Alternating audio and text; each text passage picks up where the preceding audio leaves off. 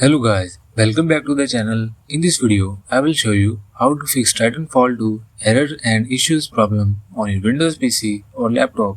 So to fix this issue, follow every step as I am showing in this video, and don't forget to subscribe this channel and press the bell icon. Hope so, this will fix your problem.